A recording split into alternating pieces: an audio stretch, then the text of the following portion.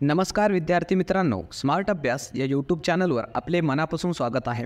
आज दिनांक 5 ऑक्टोबरच्या ज्या महत्त्वाच्या चालू घडामोडी असणार आहेत त्याचा अभ्यास या व्हिडिओच्या माध्यमातून आपण करणार आहोत। तत्पूर्वी आपण जर चॅनलवर नवीन असाल तर चॅनलला सबस्क्राईब करून घ्या आणि व्हिडिओ जर आवडला तर व्हिडिओला अवश्य लाईक करा। तसेच हा व्हिडिओ आपल्या विद्यार्थी मित्रांपर्यंत नक्की शेअर करा, जेणेकरून या व्हिडिओचा फायदा आपल्या मित्रांनासुद्धा होईल। चला मग सुरुवात करणार आहोत। आजचा चालू घडामोडीचा पहिला प्रश्न असणार आहे की नुकतेच मराठी भाषेला अभिजात भाषेचा दर्जा देण्यात आला आहे। सध्या भारतामध्ये एकूण किती भाषांना अभिजात भाषेचा दर्जा प्राप्त झाला आहे? आणि ऑप्शन्स आपल्यासमोर आहेत। याचं योग्य उत्तर असणार आहे ऑप्शन नंबर सी, एकूण 11 भाषा या भारतामध्ये आहेत सध्या ज्यांना की अभिजात भाषेचा दर्जा मिळालेला आहे। आणि ही घडामोड मित्रांनो आपल्या महाराष्ट्राच्या दृष्टीने अतिशय महत्त्वाची आहे, कारण नुकतंच मराठी भाषेला अभिजात भाषेचा दर्जा देण्यात आलेला आहे। म्हणून ही घडामोड आपल्या परीक्षांच्या दृष्टीने अतिशय महत्त्वाची आहे। या प्रश्नावर आपल्याला प्रत्येक परीक्षामध्ये येणाऱ्या प्रश्न हा दिसणारच आहेत, म्हणून या प्रश्नाचा आपल्याला सखोलमध्ये अभ्यास करायचा आहे। तर त्याविषयी थोडीशी अधिकची माहिती आपल्याला बघायची आहे। जसं की ही अभिजात भाषा नेमका असते काय? ही अभिजात भाषा जी असते त्याला एखाद्या भाषेला अभिजात भाषेचा दर्जा म्हणून केंद्र सरकार हा त्या भाषेला देत असतं। मराठी भाषेसंदर्भात जर बघितलं तर यासाठी आपल्या मराठी भाषेला अभिजात भाषेचा दर्जा मिळावा म्हणून 2 समित्या नेमण्यात आलेल्या होत्या। पहिली होती 2012 सालची रंगनाथ पठारे समिती आणि 2024 सालची अभिजात भाषा पाठपुरावा समिती, ज्याचे अध्यक्ष ज्ञानेश्वर मुळे होते। तर या 2 समिती आपल्या मराठी भाषेसंदर्भात लक्षात घ्यायच्या आहेत। त्यानंतर अगोदर आपण जर बघितलं तर 6 भाषा फक्त भारतामधल्या अभिजात भाषेचा दर्जा त्यांना होता। तर त्या 6 कोणत्या होत्या? तमिळ भाषा होती, संस्कृत होती, कन्नड भाषा, तेलुगू भाषा, मल्याळम आणि ओडिया, या 6च भाषा फक्त अभिजात भाषांचा त्यांना दर्जा होता। आता नुकतंच आजच केंद्र सरकारकडून नवीन 5 अभिजात भाषा म्हणून त्यांना दर्जा देण्यात आलेला आहे। तर त्या नवीन 5 भाषेमध्ये आपली मराठी भाषा आहे, त्यानंतर पाली भाषा आहे, प्राकृत भाषा आहे, आसामी भाषा आहे आणि बंगाली भाषा आहेत। आता एकूण जर विचारलं तर अभिजात भाषांची संख्या ही 11 झालेली आहे। तर ते आपल्याला लक्षात ठेवायचं आहे। तसेच आपल्याला ही जी काही एखादी भाषा असते त्याला अभिजात भाषा बनण्यासाठी, त्याला तो दर्जा मिळण्यासाठी निकष काय ठेवण्यात आलेले आहेत, तर ते निकषसुद्धा आपल्याला माहिती असणं गरजेचं आहे। एखादी भाषा 1500 ते 2000 वर्ष जुनी असावी, त्या भाषेला स्वतःचे स्वयंभूषण असावे, म्हणजे ती भाषा जी काही आहे ती इतर कुठून कॉपी पेस्ट करून हे केलेली नसावी, म्हणजे स्वतःचं त्याची लिपी वगैरे असावी, त्याला स्वयंभूषण असं म्हटलं जातं। या भाषेमध्ये दर्जेदार साहित्य रचना केलेली असावी, असे काही निकष आहेत।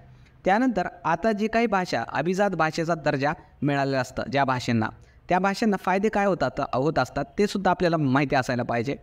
एखादी भाषा ही जर अभिजात भाषा म्हणून त्याला दर्जा प्राप्त झाला तर ती भाषा अधिक समृद्ध करण्यासाठी दरवर्षी केंद्र सरकार 250 ते 300 कोटी रुपये अर्थसहाय्य देत असतं। हा एक पहिला फायदा होतो। त्यानंतर त्या भाषेसंदर्भात भाषा भवन उभं करायचं असेल, त्या भाषेमध्ये ग्रंथ किंवा साहित्याचा प्रचार प्रसार करायचा असेल, त्यासाठी सुद्धा केंद्र सरकारकडून अर्थसहाय्य दिलं जात असतं। हा दुसरा फायदा होत असतो।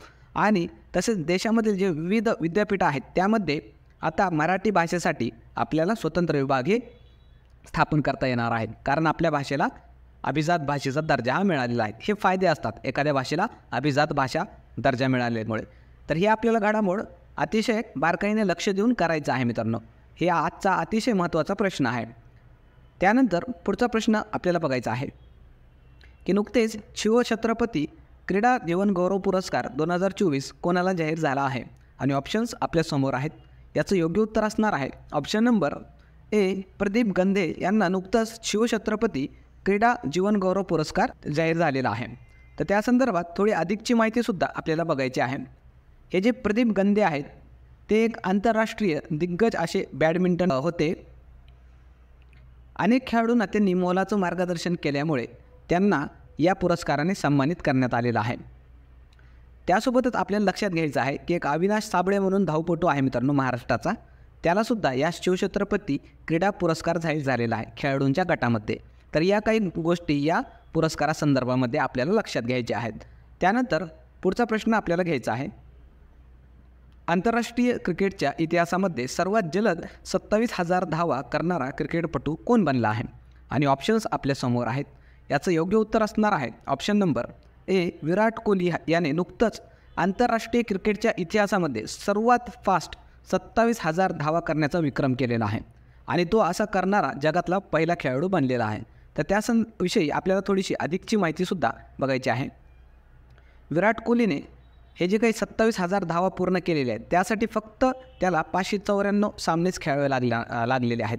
या 594 सामन्यांमध्ये त्याने ह्या 27,000 धावा पूर्ण केलेल्या आहेत.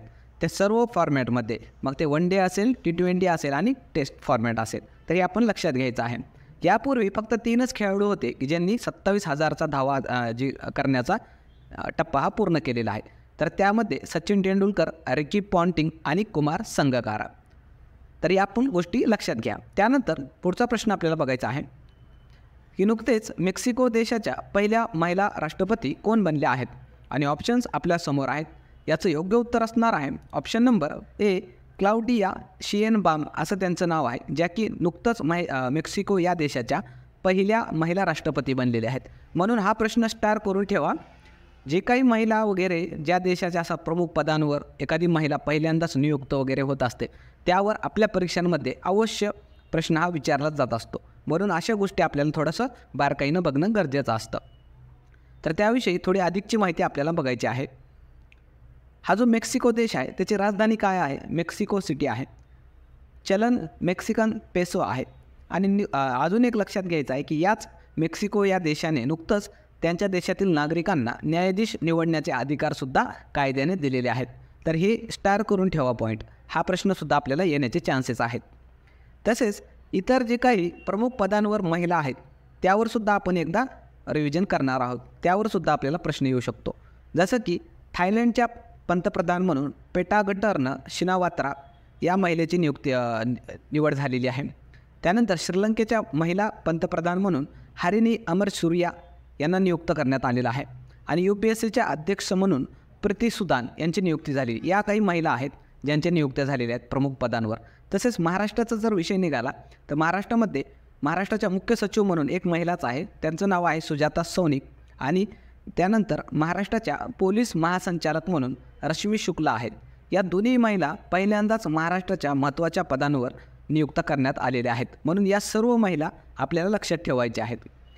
तसेच आपल्याला होमवर्क क्वेश्चन मी सांगणार आहे की भारताच्या पहिल्या महिला राष्ट्रपती कोण आहेत ते आपल्याला बघूया किती जणांना माहीत आहे ते आपण कमेंटमध्ये सांगायचं आहे. त्यानंतर पुढचा प्रश्न येण्या आपल्याला व्हिडिओ कसा वाटला कमेंटमध्ये नक्की सांगा. चॅनलवर नवीन असाल तर चॅनलला सबस्क्राईब करून घ्या. तर प्रश्न पुढचा असा असणार आहे की नुकतेच महाराष्ट्र शासनाने स्वर्गवासी वासुदेव गायतोंडे जीवनगौरव पुरस्कार देऊन कोणाला सन्मानित केले आहे आणि ऑप्शन्स आपल्यासमोर आहेत. याचं योग्य उत्तर असणार आहे ऑप्शन नंबर बी, लक्ष्मण श्रेष्ठ असं त्यांचं नाव आहे, ज्यांना नुकताच स्वर्गवासी वासुदेव गायतोंडे जीवनगौरव पुरस्कार देऊन सन्मानित करण्यात आलेला आहे. त्या संदर्भामध्ये थोडी अधिकची माहिती आपल्याला बघायची आहे. हे जे लक्ष्मण श्रेष्ठ आहेत ते प्रसिद्ध पेंटर कलाकार आहेत आणि कलाक्षेत्रामध्ये जे उत्कृष्ट योगदान देणारा व्यक्ती असतो त्यांना हा पुरस्कार देऊन त्यांचा गौरव करण्यात येत असतो. हे जे काही स्वर्गवासी लक्ष्मण वासुदेव हे गायतोंडे होते, हे पेंटर होते आणि यांच्या कार्याचा सन्मान म्हणून महाराष्ट्र शासनाकडून हा पुरस्कार देण्यात येत असतो. या गोष्टी आपण लक्षात घ्या. तसेच ज्या काही इतर काही महत्त्वाचे पुरस्कार नुकतंच काही 1-2 महिन्यामध्ये देण्यात आलेले आहेत ते सुद्धा आपल्याला एकदा बघायचे आहेत. जसं 54वा दादासाहेब फाळके पुरस्कार मिथुन चक्रवर्ती यांना देण्यात आलेला आहे. किस मानवतावादी पुरस्कार 2021चा रतन टाटा यांना देण्यात आलेला आहे आणि 23चा बिल गेट्स यांना जाहीर झालेला आहे. तर लता मंगेशकर पुरस्कार 2024 अमिताभ बच्चन यांना देण्यात आलेला आहे. आबेल पुरस्कार ज्याला की गणिताचा नोबेल म्हटलं जातं ते मायकल टालाग्रँड यांना देण्यात आलेला आहे. त्यानंतरचा पुरस्कार आहे आंतरराष्ट्रीय बुकर पुरस्कार 2024चा, तो जेनी एर्पनबेक यांना देण्यात आलेला आहे. आणि शास्त्रा रामानुजन पुरस्कार 2024चा अलेक्झांडर डन यांना देण्यात आलेला आहे. तर हे इतर महत्त्वाचे पुरस्कारसुद्धा आपल्या परीक्षांमध्ये विचारले जातात, ते आपण लक्षात घ्यायचं आहे. त्यानंतरचा प्रश्न असणार आहे वर्ल्ड ग्रीन इकॉनॉमी फोरम 2024चे आयोजन कुठे करण्यात आले होते आणि ऑप्शन्स आपल्यासमोर आहेत. याचं योग्य उत्तर असणार आहे ऑप्शन नंबर ए, दुबई या ठिकाणी हे वर्ल्ड ग्रीन इकॉनॉमी फोरमचं आयोजन करण्यात आलेलं होतं. तर त्याविषयी थोडी अधिकची माहितीसुद्धा आपल्याला बघायची आहे. हे जे काही वर्ल्ड ग्रीन इकॉनॉमी फोरम होतं त्याचं संस्करण 10वं होतं. उद्घाटन कोणी केलं या इकॉनॉमिक फोरमचं? तर UAE या देशाचे पंतप्रधान आहेत शेख मोहम्मद बिन राशिद अल मखदूम यांनी त्याचं उद्घाटन केलेलं आहे. आणि यावर्षीची थीम काय होती? तर थीम होती ग्लोबल ॲक्शन, सशक्त बनवणे, संधी खुल्या करणे व विकासाला चालना देणे. हे थीम आपल्याला लक्षात घ्यायचे आहे. त्यानंतर पुढचा प्रश्न आपल्याला बघायचा आहे की भारतीय वृत्तपत्र सोसायटीचे नवीन अध्यक्ष कोण बनले आहेत? आणि ऑप्शन्स आपल्यासमोर आहेत. याचं योग्य उत्तर असणार आहे ऑप्शन नंबर सी, MV श्रेयम्स असं त्यांचं नाव आहे, ज्यांना नुकतंच अध्यक्ष म्हणून भारतीय वृत्तपत्र सोसायटीचे अध्यक्ष म्हणून नेमण्यात आलेलं आहे. तर त्यांच्याविषयी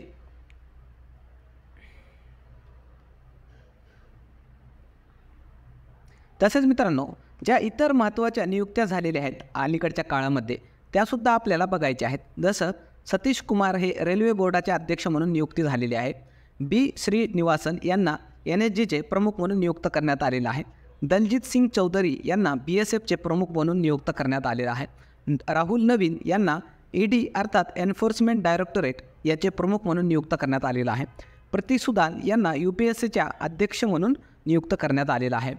P हरीश यांना युनायटेड नेशन्स अर्थात संयुक्त राष्ट्रामध्ये भारताचे स्थायी प्रतिनिधी म्हणून नियुक्त करण्यात आलेलं आहे.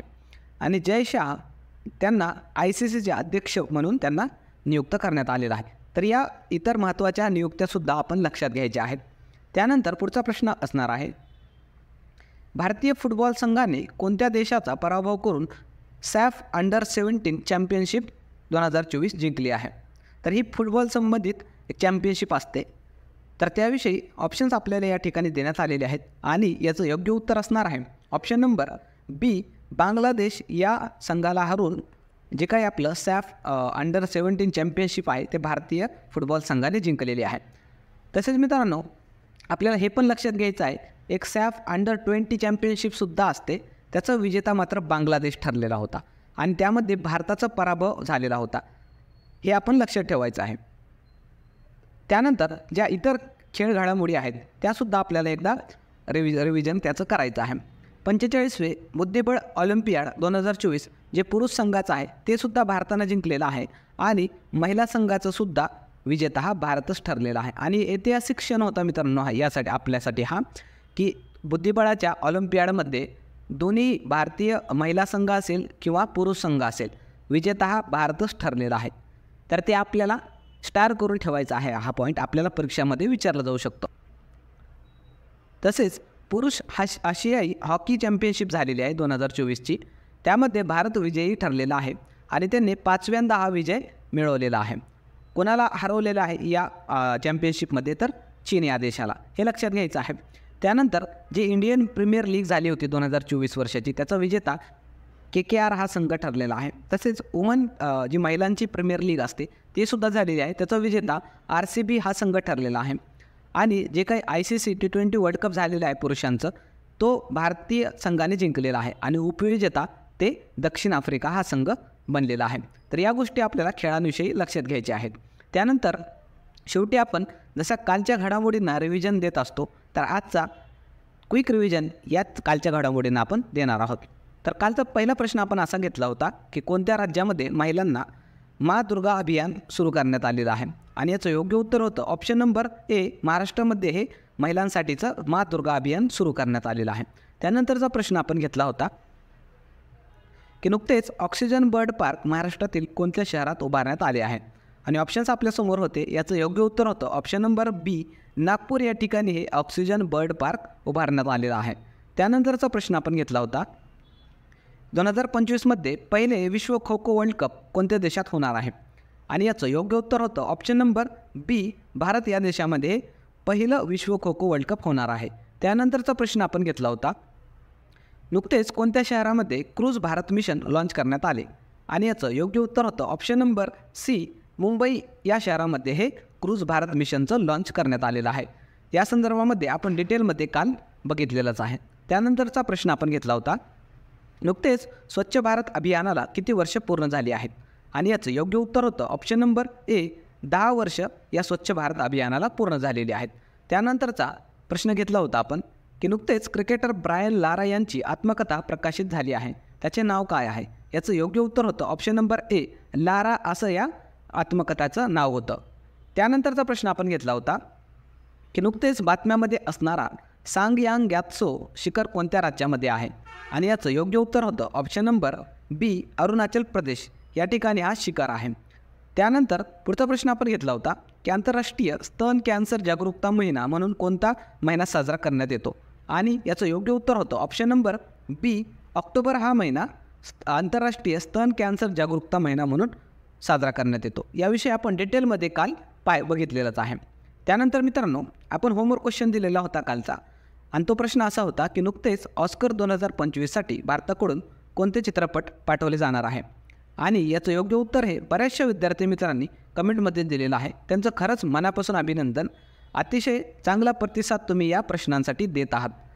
याचा फायदा तुम्हाला तुमच्या परीक्षांमध्ये दिसून येणारच आहे मित्रांनो. म्हणून प्रत्येकाने उत्तर देत चला, आणि ज्यांना याचं उत्तर माहिती नाही त्यांना आपण उत्तर सांगणारच आहोत. आणि याचं योग्य उत्तर असणार आहे ऑप्शन नंबर बी, लापता लेडीज हा भारताकडून ऑस्करसाठी जाणार आहे मित्रांनो. तर ते आपण बऱ्यापैकी विद्यार्थ्यांनी उत्तर हे दिलेलंच आहे. त्यानंतरचा प्रश्न असणार आहे तो असणार आहे आजचा होमवर्क क्वेश्चन, आणि प्रश्न असा असेल की UPSCच्या नवीन अध्यक्षा कोण बनल्या आहेत.